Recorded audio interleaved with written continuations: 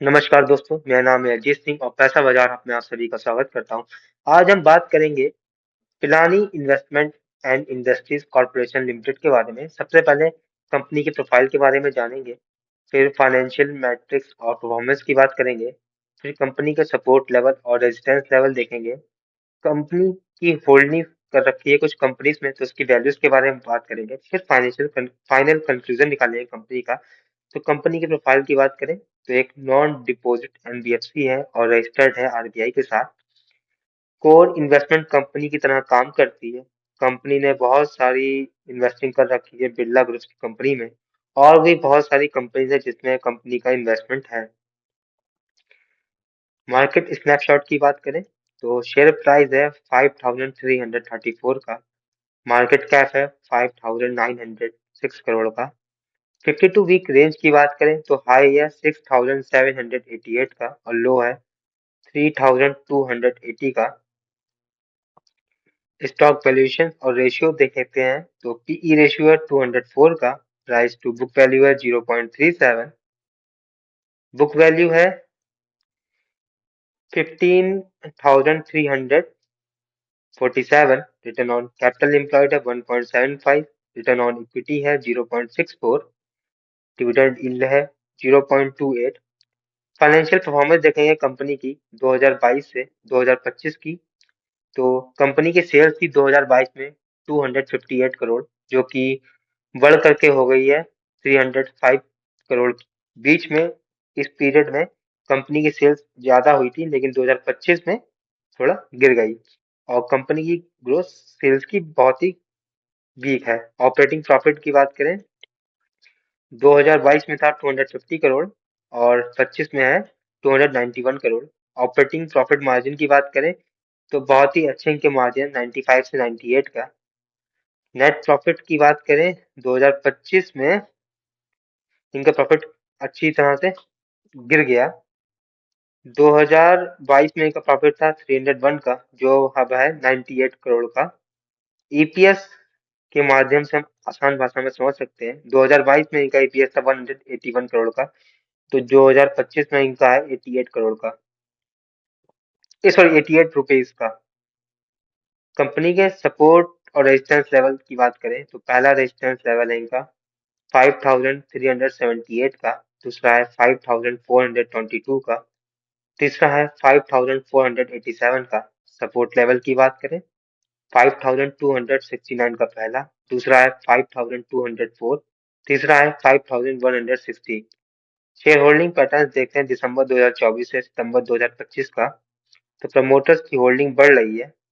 दिसंबर में थी 57.55%, जो बढ़कर हो गई है 58.12।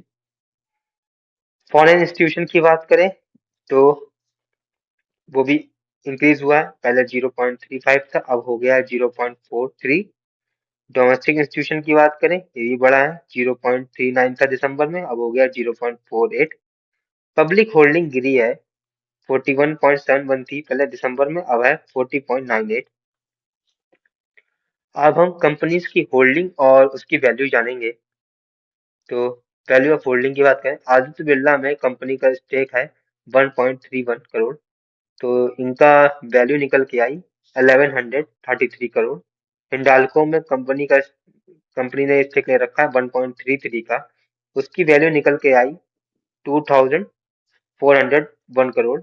अल्ट्राटेक सीमेंट में कंपनी की होल्डिंग है 1.22%, तो उसमें इनकी वैल्यू निकल के आई 4258।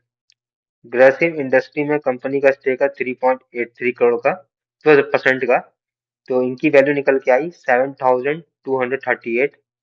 Aditya Birla fashion limited company है, उसमें इनका स्टेक है 0.39% का, तो उसकी वैल्यू निकल के आई 37 करोड़ की। वोडाफोन आइडिया में कंपनी का स्टेक है 0.27% का, उसकी वैल्यू निकल के आई 320 करोड़। अगर हम कंपनी की बात करें तो कंपनी का मार्केट कैप है 5900 करोड़ का, और इनकी होल्डिंग्स की वैल्यू को टोटल करें तो निकल के आती है 15,387 करोड़ अप्रोक्स। तो होल्डिंग कंपनी इस हिसाब से 60% प्लस डिस्काउंट पर चल रही है अपनी फेयर वैल्यू से। मार्केट के कैप के हिसाब से नीचे। फाइनल वर्डिक्ट की बात करते हैं। फाइनल वर्डिक्ट देखते हैं। अपनी मार्केट कैप के अप्रॉक्स इनकी होल्डिंग वैल्यू 3 टाइम्स है, तो इस हिसाब से स्टॉक अंडर वैल्यूड लग रहा है। ये कंपनी डिस्काउंट पर ट्रेड इसलिए कर रही है क्योंकि लो प्रॉफिटेबिलिटी है, रिटर्न ऑन इक्विटी 1% से भी कम है। कोर कंपनी का स्ट्रक्चर ही ऐसा होता है। अब कंपनी का कैश फ्लो बहुत कम है, कंपनी के ऊपर बहुत ज्यादा टैक्स लग रहा है इंटर कॉर्पोरेट डिविडेंड की वजह से।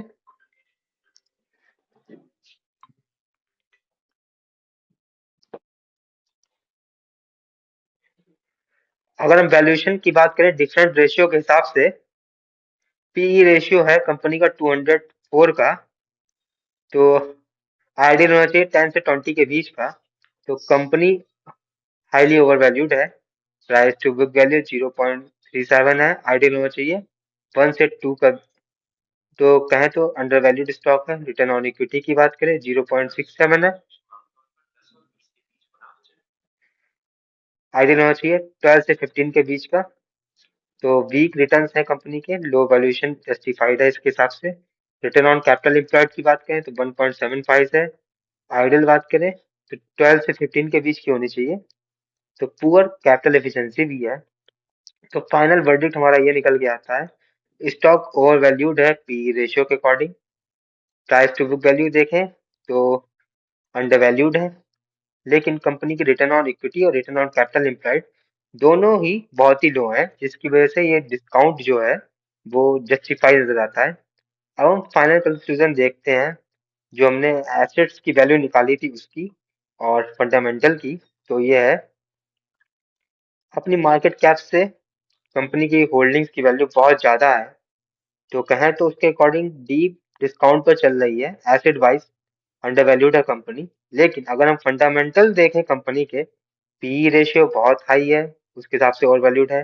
रिटर्न ऑन कैपिटल एम्प्लॉयड और रिटर्न ऑन इक्विटी बहुत ही बेकार है, तो पुअर प्रॉफिटेबिलिटी है। तो ऑपरेशनल परफॉर्मेंस कंपनी की जस्टिफाई करती है लो मार्केट वैल्यूएशंस को। तो ये वीडियो एजुकेशनल पर्पस के लिए है, कोई भी बाई सेल की रिकमेंडेशन नहीं है। कोई भी निवेश करने से पहले अपने वित्तीय सलाहकार से बात करें। अगर आपको ये वीडियो पसंद आए तो लाइक करें, शेयर करें, सब्सक्राइब करें।